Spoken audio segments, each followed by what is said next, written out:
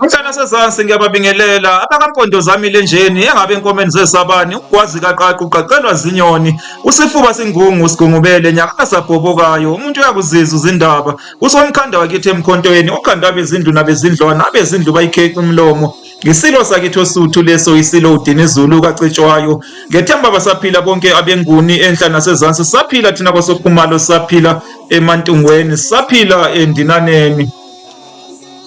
Nina besilo kunesakalana esithi ayihlabi ngakumisa nina bezulu eliphezulu kusuke kushiya inkomo ke lapho uma kuthiwa ayihlabi ngakumisa kodwa ke leso saka incazelo yaso isho ukuthi umuntu ungambona umedelele umeye ngoba umbona edelelekile uyitshela ukuthi akazi lutho akanto yalutho kodwa akumangaze uma ngabe sekwenziwa uthole ukuthi muhle kakhulu ekwenzeni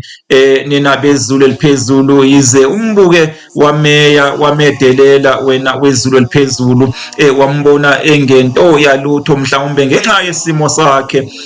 nina bezulu eliphezulu mhlawumbe ngenxa yokwakheka kwakhe bese ke wena uyameya uthi akanto yalutho akumangaze ke umuntu uma ngabe sekwenziwa